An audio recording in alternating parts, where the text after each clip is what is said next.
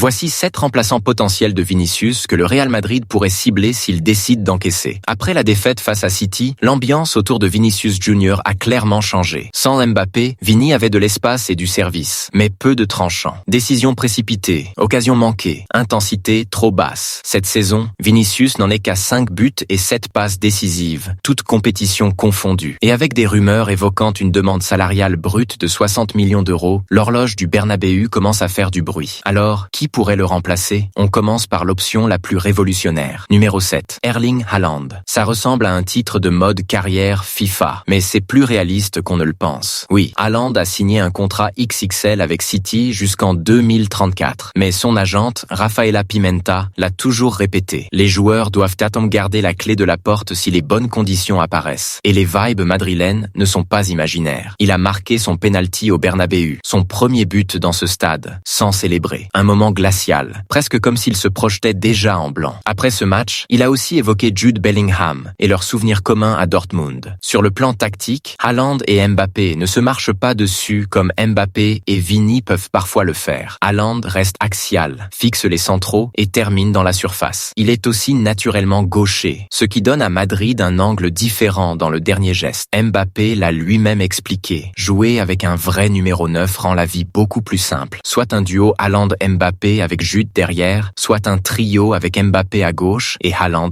en pointe. Le seul vrai risque, l'ego. Mais on a tous rêvé de voir Ronaldo et Messi ensemble. Si Madrid obtient une version moderne de ce fantasme, c'est celle-ci. Numéro 6. Mohamed Salah. Honnêtement, sa situation actuelle à Liverpool rend ce scénario plus crédible qu'il ne l'était il y a un mois. Conflit public avec le club, mise sur le banc répété, même écarté d'un match de Ligue des Champions par décision interne. Ce genre de tension finit rarement bien. Oui, il est sous contrat jusqu'en 2027, donc Liverpool n'est pas obligé de vendre. Mais quand l'atmosphère se détériore, tout change. Côté Madrid, ça règle aussi un vrai problème. Le poste d'ailier droit, version propre. Mbappé à gauche, Salah à droite et un numéro 9 selon l'adversaire. Version plus audacieuse. Rodrigo à gauche, Mbappé en 9, Salah à droite. Et les rôles deviennent beaucoup plus clairs. Mais le risque est évident, l'ego. Et surtout, la question Alonso. Pressing, intensité, travail sans ballon. Salah peut-il le faire chaque semaine à 33 ans? C'est un coup win now, pas un projet long terme. Un échange en janvier reste spéculatif, mais le bruit monte des deux côtés. Numéro 5. Raphaël Leão. Le remplacement le plus proche de Vinicius sur le plan purement footballistique. Même menace côté gauche, même capacité à gagner un match même quand le système ne tourne pas parfaitement. Explosif en transition, fearless en 1 contre 1, capable de transformer 1 mètre d'espace en occasion franche. 2 options tactiques. 1. Léon à gauche, Mbappé en 9. 2. Un trio où Mbappé peut rentrer à gauche dans les grands moments pendant que Léon étire la ligne pour libérer Jude. Mais attention, on peut recréer le même problème actuel. Si Mbappé dérive trop à gauche, les zones se chevauchent. Ajoutez à ça la réalité du marché. Contrat jusqu'en 2028, clause autour de 175 millions d'euros et les exigences de pressing d'Alonso. La question n'est pas le talent, c'est la constance sous la pression du Bernabéu. Numéro 4. Kenan Yıldız, le joueur de la prochaine ère. Pas un clone de Vinicius, mais un profil que Madrid pourrait façonner. Il peut partir large, attaquer le demi-espace et apparaître dans l'axe comme second créateur. Parfait pour une attaque basée sur les connexions. Mbappé, Bellingham, Arda Güler. Dans la version idéale, Yıldız joue côté droit comme connecteur, pas juste comme dribbleur. Recevoir entre les lignes, se retourner, alimenter les appels. Mais il y a un hic. Madrid a déjà des profils similaires. Brahim Diaz, Arda, même Nico Paz comme option interne. Yıldız doit être vraiment spécial pour justifier l'investissement. Numéro 3, Khvicha Kvaratskhelia, le plus proche de l'aura de Vinicius ballon au pied. Ce type de joueur qui fait reculer les défenseurs avant même de toucher le ballon. Feinte, arrêt, démarrage. Imprévisibilité totale. Si Madrid veut un ailier capable de créer sans structure parfaite, c'est lui. Tactiquement, tout dépend de Mbappé. S'il devient plus souvent le 9, Kvara peut régner à gauche. Sinon, il devra être flexible, permuter, flotter pour éviter les collisions. Le problème, il joue désormais dans un super club. Et ces clubs ne vendent que sous pression maximale. Mais niveau intensité, il coche les cases d'Alonso. Il travaille, il défend, il se bat. Le risque, c'est l'attente. Au Bernabéu, il n'y a pas de patience. Seulement des projecteurs. Numéro 2. Victor Osimhen. Même solution que Haaland,